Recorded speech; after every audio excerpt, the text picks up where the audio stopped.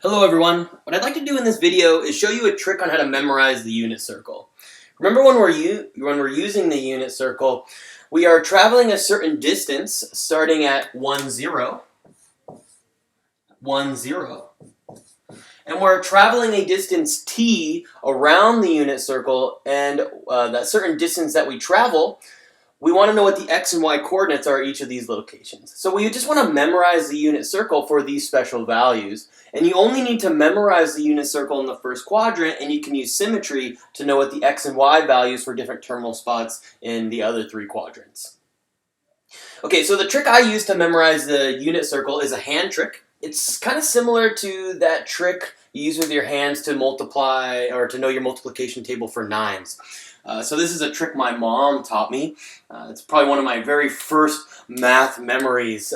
We had to memorize the multiplication table, I think when I was in the 3rd grade, and my mom showed me this trick. I'll show you to you real quick.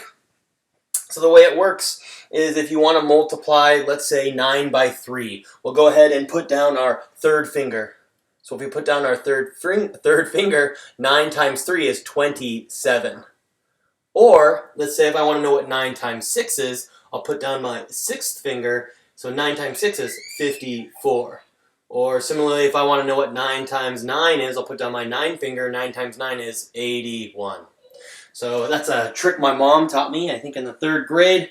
I think what ended up happening is why I guess it's such a special memory to me is if we memorized our multiplication tables in the 3rd grade, the teacher took us to Wendy's during lunch.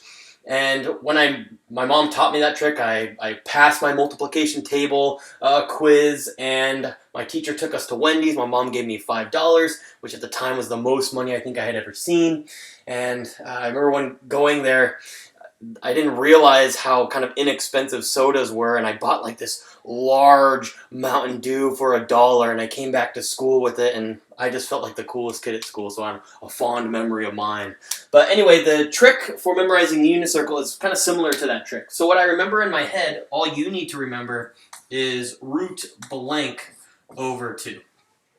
So the way this trick works is, notice with your left hand makes the perfect first quadrant of the unit circle. You have your 90-degree angle, or your pi over 2 in terms of radians. You have your pi over 6, pi over 4, pi over 3, or in terms of degrees, this would be 30 degrees, 45 degrees, 60 degrees, and this would be 90 degrees. So the way it works is, let's say I want to know what the x and y coordinates if I travel a distance of pi over 6 around the unit circle. So what I'm going to do is I'm going to put down my pi over 6 finger. I'm going to turn my hand sideways. So again, recall what we're doing is we're trying to find the x and y coordinates here for these locations. So if I want to know what the x and y coordinates are, if I travel a distance of pi over 6, put down our pi over 6 finger, turn your hand sideways, notice that this finger you put down makes this perfect comma right here. So all I have to remember for the x coordinate is root blank over 2, or for the x coordinate, it'd be root 3 over 2. And for the y coordinate, it would be the square root of 1 over 2, or root 1 over 2. Root 1 is 1, so root 1 over 2 will be 1/2. Similarly, if I want to know what the x and y coordinates are, if I travel a distance of pi over 4 around the unit circle, if I put down my pi over 4 finger, it makes the perfect comma here. The x coordinate will be root 2 over 2, and the y coordinate will also be root 2 over 2.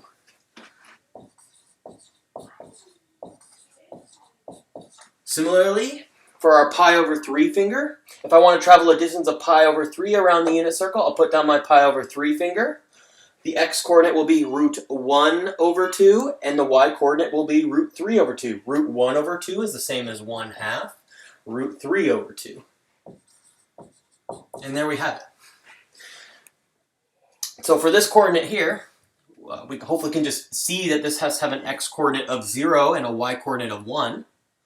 But for fun, more for novelty, the hand trick works for walking a distance of pi over 2 and a distance of 0 around the unit circle. For fun, let's say I put down my pi over 2 finger, or my 90 degree finger. So the x-coordinate, notice that there's no fingers over here, so I'd have root 0 over 2. The square root of 0 is 0. 0 divided by 2 is 0. And for the y-coordinate, it'd be root 4 over 2. Root 4 is 2. 2 divided by 2 is 1. Hey, pretty cool. So that's the trick I use to memorize the unit circle. And in my face-to-face classes, I always love watching students take my unit circle exam. You know, this is what it looks like when I'm watching students take exams.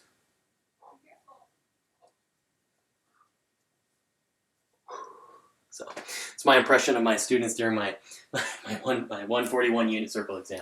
Okay, I hope this is helpful for you to memorize the unit circle. Another way that I've seen students do it before is or another way to memorize the unit circle or to think about it is notice, for example, if I travel a distance of pi over 6 around the unit circle, notice that the y-coordinate is about 1/2. So that's why the y-coordinate is 1/2. Another way to think about it, and I guess notice that the x-coordinate would be bigger than 1/2. Root 3 over 2 is bigger than 1/2. Also, for pi over 3, notice if I drop this down, pi over 3, the x-coordinate is 1/2. And then the y-coordinate would be the bigger value, which is root 3 over 2. And that's another way to think about it.